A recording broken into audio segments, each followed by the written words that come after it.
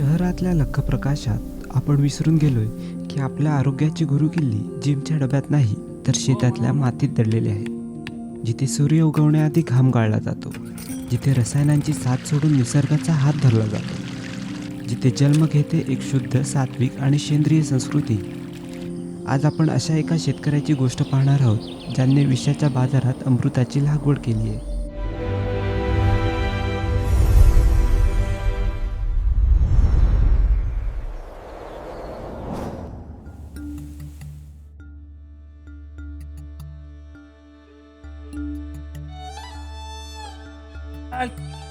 शोध.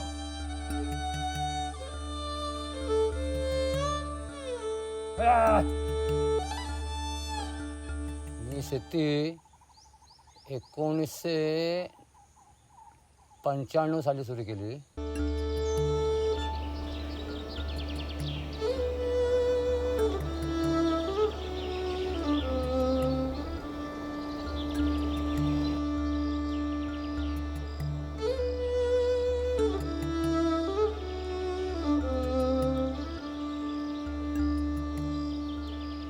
असं वाटलं की बाबा आपली पडीक जमीन आहे, तिथे आता आपण भात पूर्वी करत होतो आणि शेजारीच आमचे ते मायदेव करायचे.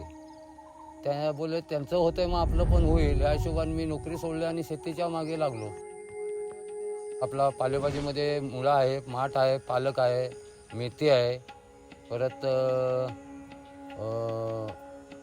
आणि वेलवर्गीयमध्ये आता काकडी केलेली आहे, काळा भोपळा आहे, दुधी भोपळा आहे, परत कारले आहे, परत आपली पडवळ आहे आणि घोसाळा आहे.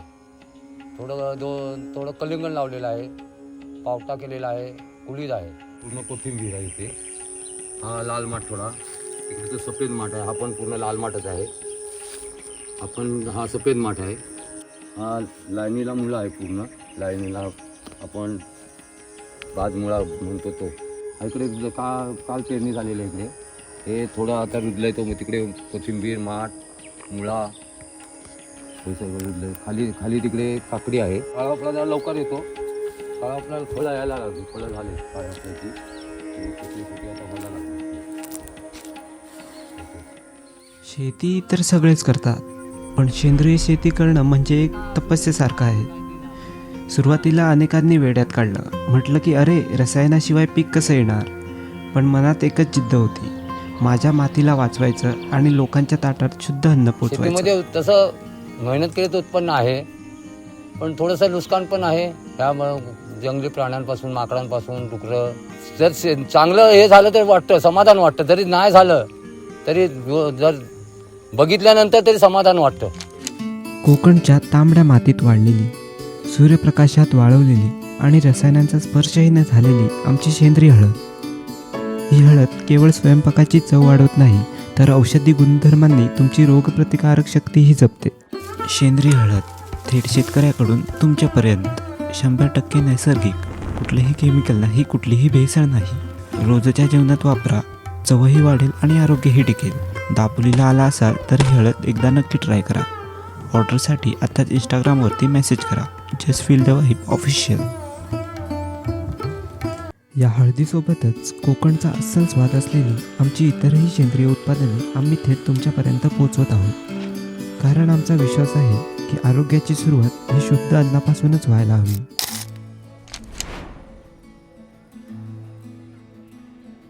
सकाळी आम्ही जवळ 7 वाजता येतो, संध्याकाळी 7 वाजेपर्यंत असतो आणि दिवस कामातच खूप छान जातो. वाटत पण नाही असं की आपण इथे दमलो, काय थकलं काय वाटत नाही. दिवसभर जे काय आपलं असेल, अगदी सगळं नांगरणीपासून, सगळं पेरणीपासून, सगळं पाणी लावणं, परत वाफे तयार करणं, परत मांडव वगैरे सगळं काम स्वतःच करतो. या माणसाचं आयुष्य म्हणजे निसर्गाशी घातलेली एक पैज आहे. कधी पाऊस पाठ फिरवतो तर कधी बाजारभाव कोसळतात. पण सेंद्रिय शेती करणाऱ्या या माणसाच्या चेहऱ्यावर एक वेगळंच समाधान आहे. कारण त्याला माहिती आहे त्याने निसर्गाचं देणं लागतंय आणि ते तो प्रामाणिकपणे फेडतोय.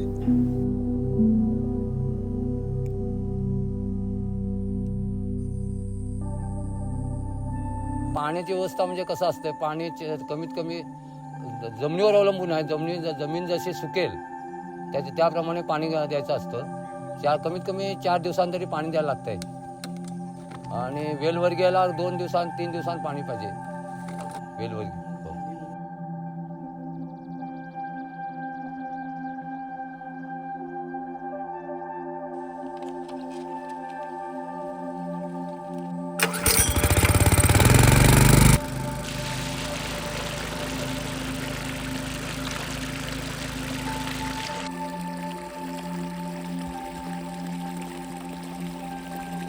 शेती करायला शेती खूप आनंद होतो, पण माकडांमुळे खूप त्रास होतो सगळ्या गोष्टीचा. आपण कुठे जाऊ शकत नाही माकडांमुळे.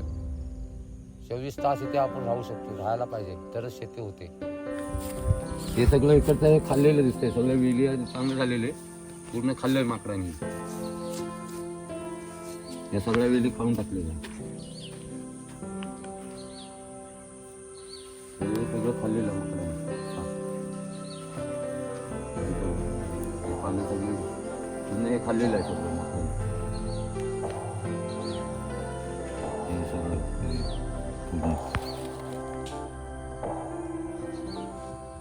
पावसाचा खूप शेती म्हणजे जास्त म्हणजे आपल्या ह्याच्या आता जर हंगामाला पाऊस पडला तर खूप नुकसान होतं. आता जास्त थंडी झाल्यामुळे काकडीचं सुद्धा मला नुकसान झालं. सगळं काकडी पूर्ण बाद झाली, पानं पूर्ण करपली काकडी जास्त थंडीमुळे. ही काकडी आहे आणि ही काकडी थंडीमुळे काकडीची पाने ही अशी एकदम करपलेत, एकदम करपून गेले. थंडी जास्त असल्यामुळे पानं करपलेत, फळं पण एकदम अशी वाकडी झालेली आहेत. आजचा तरुण शेतीपासून दूर पळतोय, पण बदल घडवायचा असेल तर पुन्हा मातीकडे वळणंच गरजेचं आहे. आजची शेती ही फक्त घामाची नाही, तर ती बुद्धीची आणि विश्वासाची सुद्धा आहे. मुलांनी शेती करावी असं मला पण वाटतंय, कारण काय माहिती आहे आजकाल नोकरीचा काय भरोसा नाही. नोकरी आता मिळत नाही असं वाटत नाही सगळ्यांना. त्यामुळे सगळ्यांनी शेतीकडेच वळावं असं माझं ते मत आहे.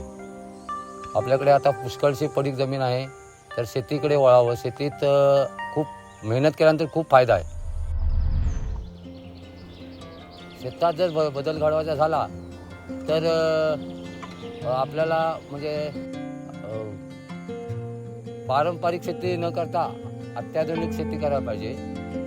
त्यासाठी आपल्याला पॉवर टिलर किंवा ठिबक सिंचन, नाहीतर आपल्याला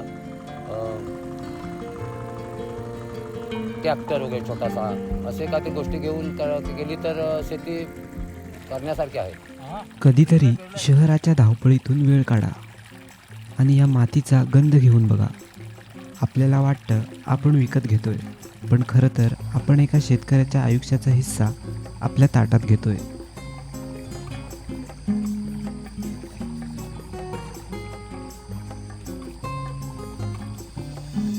शहरातल्या लोकांना मी एवढंच सांगू शकतो की त्यांनी रासायनिक शेती खाण्याच्या ऑर्गॅनिक शेती भाजीपाला खावं. थोडंसं महाग आहे, पण आपल्या आरोग्यासाठी चांगलं आहे.